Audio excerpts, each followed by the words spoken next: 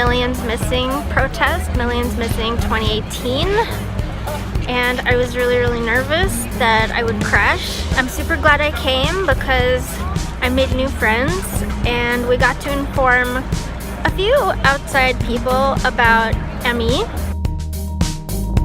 Hey, what's your name? Larry. Larry, what are you doing here in Columbus Circle, New York City on this very gray day? There's a protest. A bunch of us who are sick and tired have decided that we should go and sit around and be sick and tired and hope somebody notices. They may wonder, what's that noise over there? Hey, what's your name? My name's Jessica.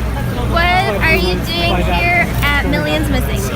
I'm here because I've been sick for the last 12 years. I was technically diagnosed with severe fibro, chronic fatigue immune deficiency syndrome in late spring of 2007, but that was a researcher who was saying, yes, I believe you have this, but for a doctor to actually say, like a doctor that can treat you, that can give you medication, and they also say, yes, we believe you're sick, yes, we believe you need these things, and we're going to try to help you in any way, shape, or form, wasn't really until 2010.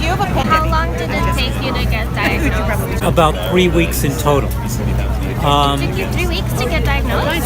What doctor was it? Random He was general. a random doctor. Yeah, but they weren't very useful. What did diagnosis do for you? Did it do anything for you? It would have had I been referred to one of the 10 specialists in the United States who knew what to do next. My name is Jeremy. When I first got sick, I had no idea what was going on. I'm energetic, like working out every day, and then I just feel tired for no reason. Can't explain it. I go to a bunch of doctors for some different things. A lot of doctors have ideas that turn out to not be true. Eventually I found this Dr. Susan Levine. She tested me for HHV6 and EBV. These are two viruses that are very common in people that are diagnosed with chronic fatigue. I've made decent improvement with the antivirals. Can you tell us which antivirals? Myalgic. I think many of these cases could have been prevented had people known at the beginning and then been referred to one of the small number of people who have a clue. And some of those people are retiring and not being replaced because we now have institutional medicine. You can't code for this. I know my doctor, who is a real hero, Dr. Derek Enlander, he's finally retired. He tried to recruit younger people into doing this as a specialty, and when they find out you can't run a practice doing this because you can't pay your bills with this practice because there's no code for it that gets reimbursed. The fact that testing for these semi-obscure viruses isn't, if it was done more commonly, I think a lot of people would get on the track and in some cases manage to get some level of improvement faster. The first doctor I went to, if he tested for HHV6 off the bat, this whole process could have been gone faster, I had to do years of unnecessary suffering basically because of medical misinformation. The sign says it's much worse than it sounds. Can you tell us a little bit about that? Well, myalgic encephalomyelitis just sounds really scientific-y. A lot of people like to say chronic fatigue or chronic fatigue immune deficiency syndrome or all these other things, but that's not what it is either. Really, it should be my brain's turned to cheese and my body doesn't work disorder. Or I'm in a screaming, agonizing pain and I can't walk disorder. There's no way to get across to the average healthy person how intense it really is. Whether that intensity is I can't get up and walk to the bathroom by myself, my mother has to help me get down the hall.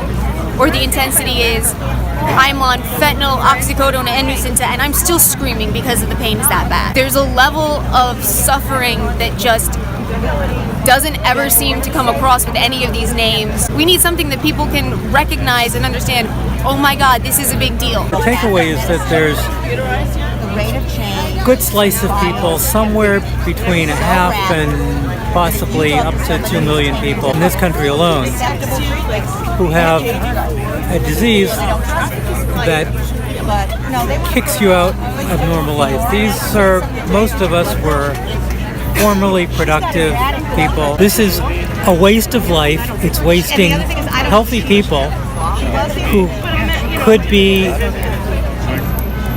fun people to be around, could be responsible people at work, could be parents. Some even hits some people in their teens. I've been on elevators where I hit the second floor. You're like, God, millennials are so lazy. They won't even walk up the stairs. Like, no, I can't walk up the stairs. I walk around with my home health companion, and she's carrying my bag, and she's carrying her bag. They look at me like I'm treating her like a slave because I'm not carrying anything. But I can't. She takes it away from me because it's heavy and I'm not supposed to carry it. I just wish people in general could be aware that you have no idea what's going on with someone else. You have no idea how they might be suffering. And to just be aware and be open. I want to give a shout out to Shelby, who hooked me up with an Uber to take me here, which was super, super nice, so that I didn't have to be on the train for hours. So Shelby, you rock.